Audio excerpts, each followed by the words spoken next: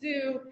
Do I want to teach bedpans and injections or music? I have the skill set. I have the level of expertise to really push through and do that well. And it felt like a calling for me. So I chose music. And there have been plenty of times where I'm like, what's my exit strategy? Because that's going to happen to you in general, is what's your exit strategy?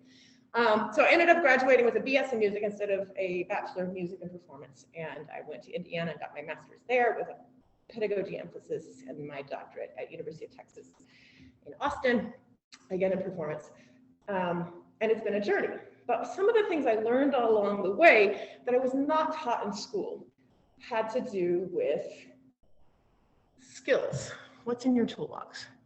And so I just want you guys to be aware of some things that I think are really important for you as an individual, regardless of what you do, but especially if you're looking at something in the creative arts, because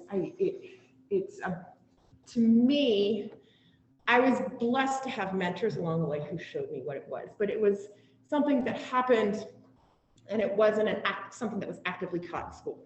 And so we're starting to see a shift in academia, especially music departments, where we're starting to see people starting to talk about, I'm using the word starting a lot, but we see people talking more about skill sets you need outside of how to practice well and how to be amazing as a performer concerto with an orchestra. That something outside of performing. And so anyway, this is your first introduction. We're coming back to this information because I think all of it needs to be approached in more depth, but information. So I'm using the term toolbox, toolkit, because I haven't come up with something better. And if you guys have other ideas, I'm wide open because I'm trying to figure out. But notice that toolbox carries, like, you know, sometimes there's those, you can see the little girl toolboxes that are on pink, and then they have a hammer, and they have a wrench, and they have a screwdriver, Phillips M, straight, flat, but small stuff. Or you can get, you know, fancier and lots of other stuff. And notice that there tend to be compartments. The bigger the toolbox, you can also use a tackle box if you're into fishing. But it's meant to hold lots of stuff in an organized manner. Most of the toolboxes in our house hold lots of stuff, not organized, but some of us. So here are some of the things that I think are important to have as an entrepreneurial musician, as a musician, period, whether you're an employee or an entrepreneur. One is an entrepreneurial mindset, and we'll unpack what these things are. 2, professional self, how are you going to show up in the world? 3, you have to know how to handle your money, period. And all of this stuff applies regardless of whether you're in music or outside of music. What are contracts? How do you show up in the world? What's going on there? PR and marketing, that's important if you're going to be self-employed, also otherwise. Self-care, absolutely essential. But what do we need to look at there? How does this impact us as musicians? High performance mindset, this applies as a college student. And then service leadership, because we are all leaders whether we think we are or not. And most of you are active leaders as well. So let's talk about the entrepreneurial mindset. When you hear the word entrepreneur, what do you guys think? Self-sustaining.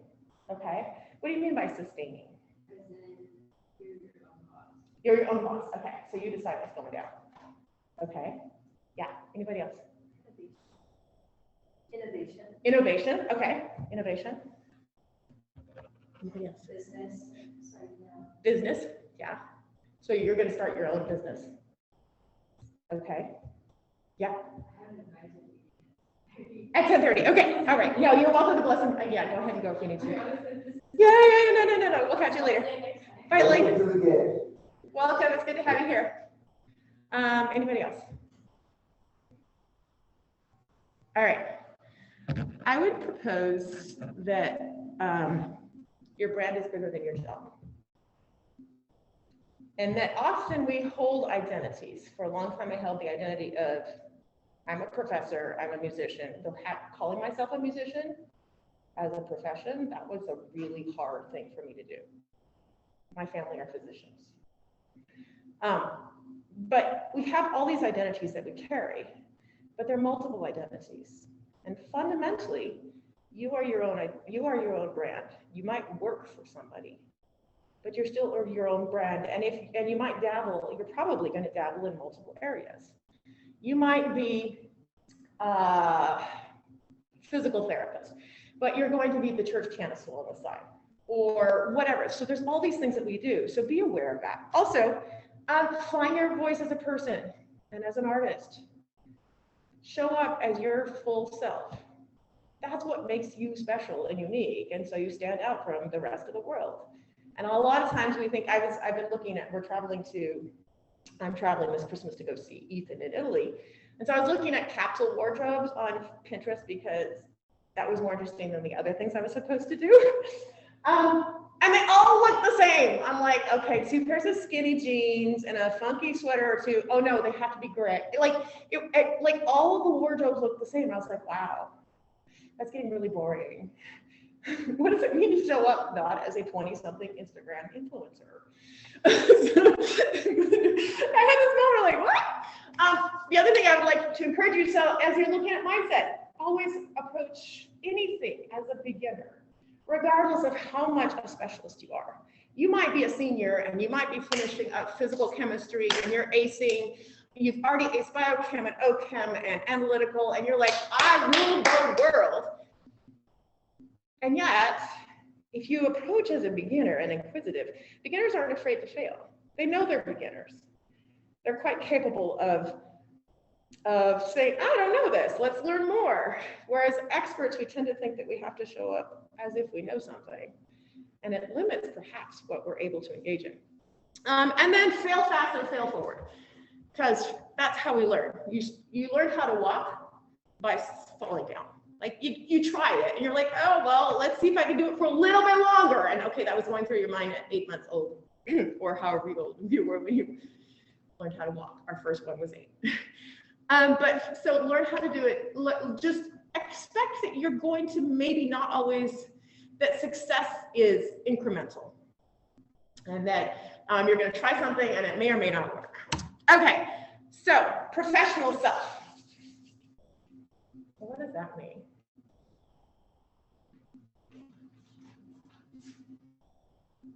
What's the difference between your professional self?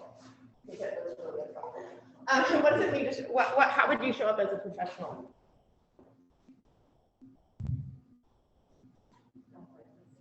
Not like that. Okay, not dressed as a college student that rolled up, no, that came from gym or otherwise. All right, so it's how you dress. Anything else? Not just how you just like how you present yourself. How you show up in the world? Personality. Might there be a difference between your professional self and your private self? Yeah. Okay. You get to decide how you show up in the world. As your private self and as your public self, as your professional self. And they're 2 different things. Sometimes as an entrepreneur, maybe, or, you know, if there's a lot of overlap in everything in your world. But this was a new way of thinking for me because I never thought of saying, I get to decide how I'm going to show up. I don't have to wait for the world to tell me how to show up or follow everybody else's expectations. I can just decide I'm coming to every single meeting 5 minutes late. Some of us decide that by default. But one of the things that benefits you as a professional is, especially as a gigging professional, as someone who is an employee, a gigger, that means you're showing up like you're a contract worker, or in the music industry, we often talk about ringers, someone who's coming in to fill a spot. So those are terms we use, not bell ringers, but do you know why we're called ringers?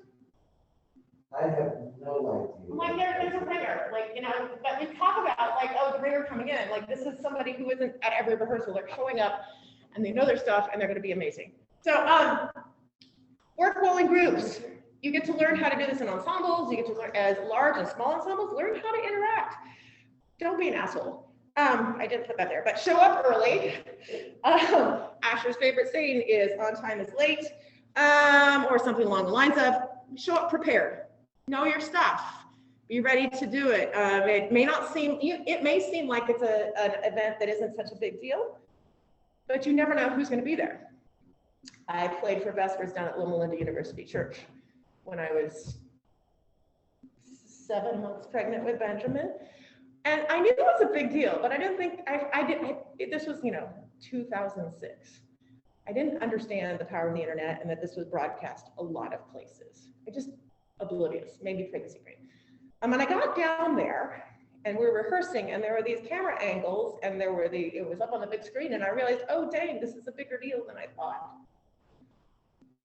Would I prepare those slightly differently? Perhaps. Because they still show that particular Vespers on occasion when they run out of things to show. You're like, no, things last now that they're on the internet. So show up prepared. It may not seem like there will usually be someone at an event that you don't think is important that will be a connection for something else. So when you're starting out, take everything. Say yes to everything. You'll find out what you like, what you don't like. You also make connections for other things and then learn how to say no after that. Be willing to give and take. Share an opinion, receive an opinion. Be mentally focused when you show up. Try not and put aside the distractions and then be ready to work because we can show up and not be ready to work. And you can practice this when you go to your classes. You guys are already involved in, your professional self is yourself as a student in these days. And then in this business, especially in the musical arts, your word is your contract. If you say yes to a gig, that is as if you're signing a document, especially for people of my generation and later. So as someone, as a Gen Z who's showing up and saying yes, just know that if you say yes to a Gen X and older, you're expected to hold that. That is a contract. And if you break that contract, as we've had some people do for us, it's bad news. And I don't know if they knew what that meant to us, but you said yes. And if you're not going to bend over backwards to meet that contract or be hugely apologetic and figure out like, how can we get out of this and negotiate it rather than say, oh, I got a better deal, see ya, ciao. That is a huge slap in the face. So just heads up. Because contracts are a thing, but they're often, when you're a ringer, they're less of a thing. So money, no hall, regardless of what you're doing in your life, you need to know how to use your money. If you get a chance here at PUC, take P money. It's a useful thing. Because if you don't know how to balance, what in the heck is a checkbook? We have Venmo now and Square and all kinds of stuff. It's awesome. PayPal's great. A credit card's awesome. You got this itemization. But at least understanding and having a basics of accounting and knowing something about stocks and bonds, it's a useful thing. So in your life, even now, keep track of what you have coming in and going out. It's useful to make sure that your income exceeds your expenses. Or how are you going to manage that? And maybe anyway.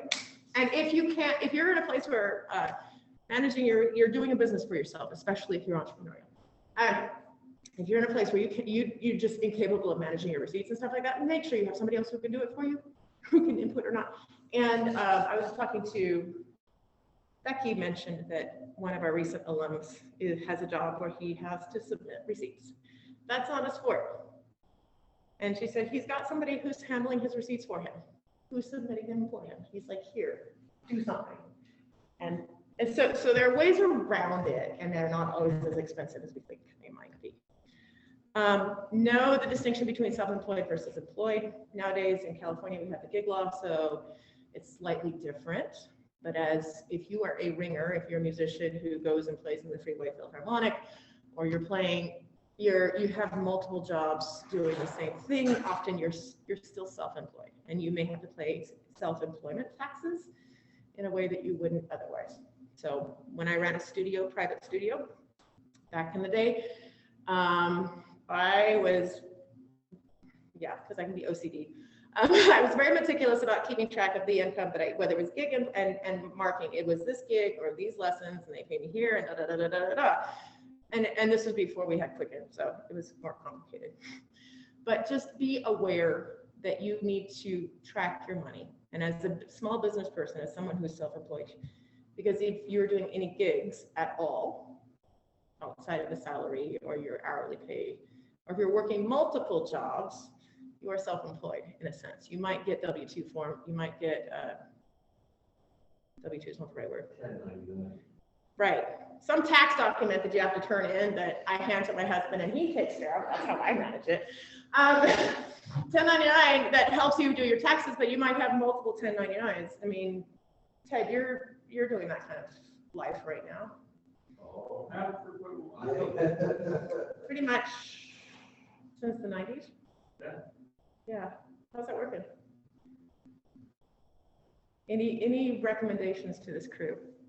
Well, what you're saying here, being meticulous is very important. And sometimes you think, well, because some people say, well, I'll just put this under, the table and stuff like that. I mean, you determine how honest and how responsive you are. But the other thing is, all of this determines what your financial status is. So if you are needing to go buy a car or buy a house or that sort of thing, and you come up with, oh, how do I declare what my income is when I've been doing all these things that are just sort of washing in and out and stuff like that, it makes it a little bit more difficult. So it's very important to sort of establish that as this is my livelihood for that reason. But yeah, it's important to keep those kinds of records. And it's a bit of juggling, but I've gone out of music probably 3 or 4 times in my adult life, and I'm kind of like Dr. Davis is like, I kept coming back because that's what I do. I am a musician and I teach,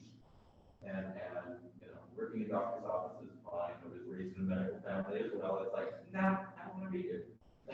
I can speak the dialect, but someone else can speak it just as well. Yeah. Do you know, are deductions still a big thing? Because I haven't recently. It used to be, but. They have updated them in the last couple of years, but they're very similar. So if you're a gigging musician, you can deduct mileage. You can deduct strings as a violinist. You can deduct clothes. You can deduct all music. You can deduct all kinds of things because they're business expenses. And that's another thing about this is find a good tax account. It's not something you have to keep on retainer, but someone to advise you as you are establishing yourself to let you know what is deductible, how much is deductible. I deduct a portion of my house because I teach in my house, so I have students who come to my house. So you literally do a square footage. The whole house is this. I use this much for my students and teaching, and so I can deduct, my mortgage, a portion of it for that. So there's all kinds of stuff that you can do, and that's where it's useful. And right now you guys are like, meh, never doing that. Just be aware, someday you might actually, and it's useful to know about this stuff. Contracts, know how to do them. Just again, in this business, your word is that's your bond. You are, if you say you're going to do it, and pretty much in anything in life, but if you say you're going to do something, then you need to, if you can't do that or something comes up, then you need to really work with the person you've committed, who you said yes to find a way out, to help them find a sub, to whatever else. Or, I mean, I said yes to a summer gig, string quartet gig, and then we decided to go on vacation during that time to Minnesota. And I had said yes. So I told the contractor, I was like, look, if I have to, I know it's high season and it's hard to get ringers. If I have to, I will fly back and play this gig. That's going to be a loss to me. There's no money making on that one. The gig nowadays, quartet gigs are for a 2-hour gig, a wedding gig are paying $300 a person. And so it's getting close to paying for the airfare back, but not like, why would I, but still, you're building a relationship. And if you burn those bridges, you're seriously burning bridges. So just heads up on that. Heads up, if you're doing any time of events, and I think maybe Ted can probably, Von Holy can help us on this stuff at some point, and maybe we should just talk contracts, but what should be on a contract? And that's, Caitlin, you're going into law, so it's going to show up for you a lot. But I wanted to show you what a wedding contract might look like. Talks about payment. If you're outdoors and playing a violin, hell no, not in the sunshine and not under 60 degrees. And all this stuff. We need chairs without arms. Here's the repertoire. We're not going to show up the wedding rehearsal because, excuse me, no, hell no. we know our stuff and we'll show up and we're professionals at what we do. Here's what cancellation is, here's the cost, whatever. And then you have all this information. And I noticed here they don't have the price, but there's a $100 deposit for these people. Anyway, so this is an example. You can look online and look up wedding contract, quartet contract, or whatever else, and have that show up. Just know that it's anytime you're working, if you're going to present something, you need it to cover your butt, and your client needs it as well. And you need to have agreements. Let me just interject something too in terms of the contract, because I do a lot of gigs for weddings and funerals and things like that. Some of them are arranged through the church where I'm the music director, but other ones are independent. You also need, as she has some of these things for contingency, like a few weeks ago, it was a verbal contract, I agreed to do it, there wasn't a whole lot, I talked to the bride, set up the music, blah, blah, blah. Then mother got involved, and mother decided it needed to be an extra hour of rehearsal. That was not part of the contract, and you need to value your time.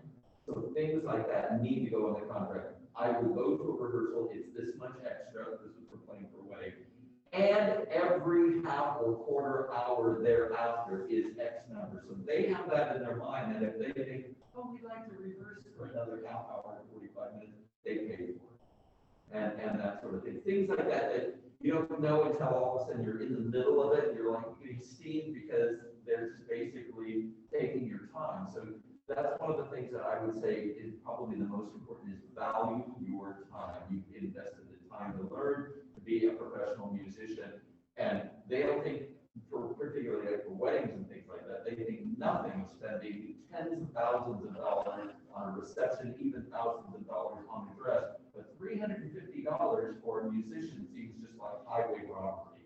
So value yourself. Absolutely. I mean, when Asher was in the symphony business, tell us about that. Our contracts were bigger dollar amounts, but I don't know that there's anything. I think the big thing is like in the symphony business, Asher would not go, when he was conducting Napa Valley Symphony, he would not go overtime. Every minute overtime cost the symphony money. Thousands of dollars. So the contract we have with the union allowed 1 minute of overtime for free if you didn't stop. So if you're finishing a piece, you had 1 minute of leeway. 1 minute, that's all you had. If you stopped, you had no minutes of leeway.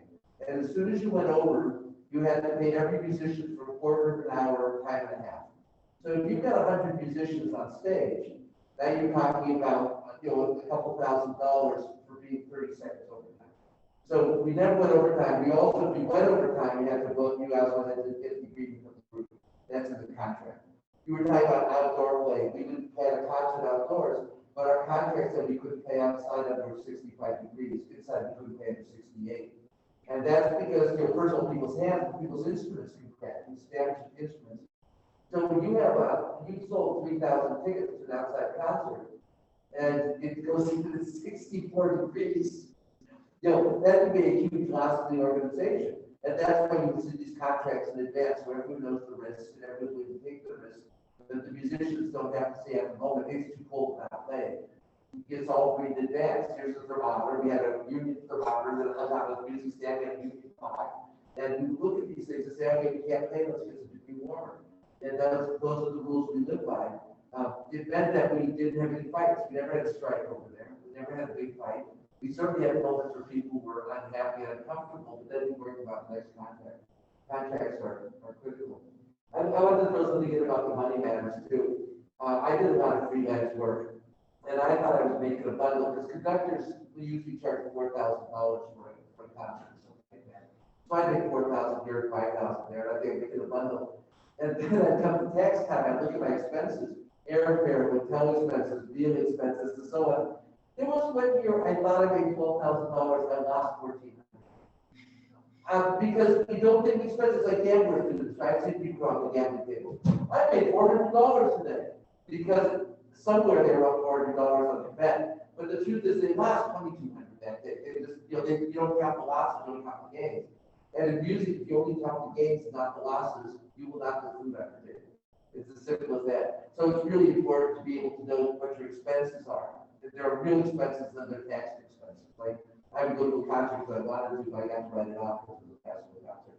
But there's really expenses, like airfare, your tuxedo, the music you buy. And then you want to make sure that you're making enough money per hour. If you're making less than $50 an hour, become a plumber. They make $100 an hour. So that's after expenses. You want to make sure that you actually do look at the money, because otherwise you will find yourself much poorer than you think you are. So this, Yeah, no. This is, there's collective wisdom in here that exceeds 100 years of collective wisdom.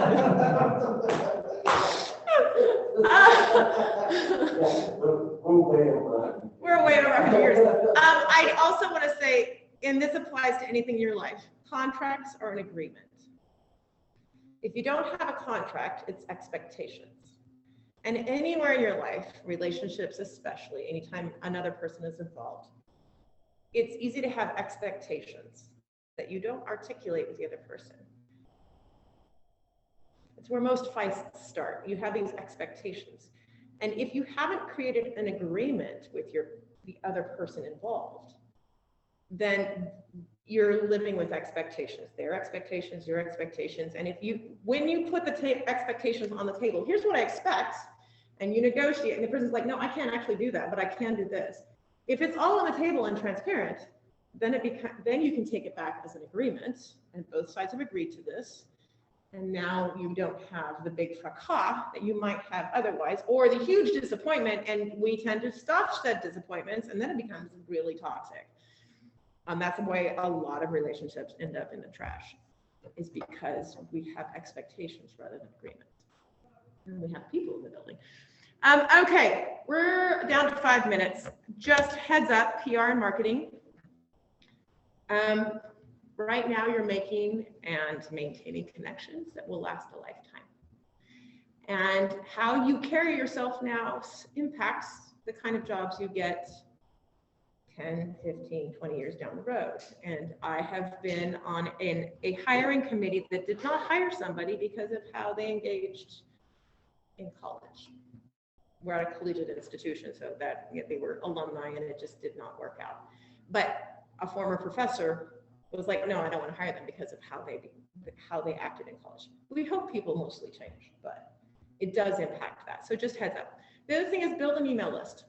I'm learning that, I'm working on it, not happening yet, but build an email list if you're at all thinking about going into private work. Ways to connect with people. And if you're going into business, then you want to get their okay to be on your emailing list, but as it is now, you have a contact list that you start building.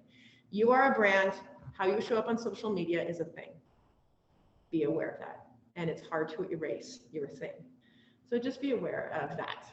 And then website, eventually you probably want a website, and it's your online portfolio. And that can change. It doesn't have to stay the same. You can have freebies and say, Wick, whatever, Wick me, I don't know. You can have free ones, but self-care. I want to talk about this one. And we'll go back to PR and marketing some other day because I think there's some of us. But heads up, we have one life to live, unless you have more karmic approaches to life. And I know we're in college, but if you don't get enough sleep, you're not going to retain any information. And we're designed to have regular rest periods. Schedule them in your life somehow, mental and physical. Take a break, do something else. Make sure that you're eating in a way that is fueling your body effectively.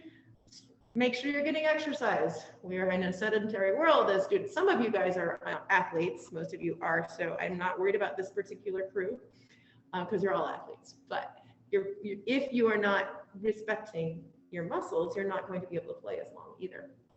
Because as a conductor, doing push-ups is a good thing, and you've got this right arm going all the time, and it's like, oh, I can go for a long time, but if I haven't been working out, it's not comfortable. Also, warm up before you go into jump right into playing rock on and off or whatever it is that's coming up next. Make sure that give your body time to just as you would if you were on the court or in the pool, you need to warm up your muscles as a musician. We do vocal warm-ups in choir because if you jump right into singing a high C or whatever else, there's going to be trauma to the voice. This one's a big one. Some of us sing high C's just because. Resilience. Mistakes are how we grow, right? Stepping in with a growth or beginner mindset. Oh, there's interesting. Performance anxiety. Look, we'll go into more depth about how to manage that, but a lot of it has to do with our expectations of ourselves and our expectations of what the audience thinks of ourselves. Managing the impact of audience energy. We need to talk about that at some point too. But just know that all the energy that comes, some of us absorb all the emotional energy that comes at us and thinks it's ours. Just know that it isn't always ours. So when you're feeling emotionally overwhelmed, pause and observe how much of that emotional energy is actually yours and how much of it has been dumped on you by whatever just came at you. I had an incident recently where someone expressed extreme disappointment at something that happened to them, and I automatically absorbed it, and then fortunately was aware enough to go, wait a second, this isn't about me, it's not, I have nothing to do with this, I just happen to be in a place where they just said it to me. So I need to bless and release this, but it took something to let it go. And know that when we perform, the audience is sending energy at us that may or may not belong to us, and it can be toxic. And then figuring out how to set healthy boundaries. For some of us, that's the work of a lifetime. Still learning how to do this. The word no is a part of my vocabulary. I'm learning how to exercise, just like my husband's learning how to exercise the word yes. We're complementary. High performance mindset. And again, we'll go into more depth here, but visualization is a big deal. Imagine the space where you want to be and really develop that end goal view. If you can see yourself hitting the free throw all the time, it's more likely, and going into depth on that, mental practice is a thing. And I can tell you from personal experience, it can be transformative. Acknowledge the negative, but focus on the positive. How do we say, okay, stuff happens, and it's not good. I can choose how I deal with the stuff that just happened to me. Choose to be an agent rather than a victim. I have agency over what I think. I get to choose that. I may be a victim in the world's eyes, but I get to choose how I'm going to respond to this stuff that just happened to me. Learn how to be focused and concentrated and efficient in your practice time, and we can go into that. We'll go into that more at another time. When you're practicing, identify the problem. Solve said problem, usually it's between two notes. And then don't stop there. Practice the solution. Most of us stop at I solved the problem. Engage with authenticity rather than pretension. I had a colleague that I used to work with in honors, and when they stood up to present, to lecture to the class, they put on this voice. Now we are going to lecture to the class. And the whole class was like discussion, and then he'd stand up to lecture. Oh, I used their gender. Stand up to lecture, and he was like Mr. Oxford Don snob. Just it annoyed the heck out of me. And I talked to one of the students afterwards, like, so inauthentic. Blah, blah, blah, blah. Anyway, show up yourself. Most of the time, people know who you are anyway, so just show up as yourself. And it's okay, as someone who's crazy, to show up as yourself. When you're dealing with challenges, know that there's part of you. We all have alter egos. Sometimes we need to put a name on the alter ego. Maybe it's Wonder Woman or Superman or whatever else, Batman. Batman would put a cape on, and all of a sudden he was able to do things he couldn't do before, even though he was still the same person. He didn't actually have superhero powers. He just had lots of money and technology. But face fear with your alter ego if you need to. And then lastly, leadership and service. How are you going to show up in the world? How are you going to lift others up with you as you rise? How can you make the world a better place? And how do you show up as a servant leader? You guys are leading whether you think you are or not. So make choices because you impact those around you. So how do you choose to do that? All right. Thank you, ladies and gentlemen, very much. And so concludes at 10:50 our, our presentation for the morning.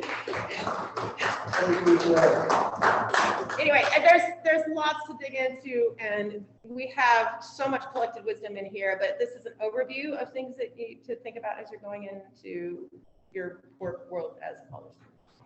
Take it easy. Comments? Anything? Oh,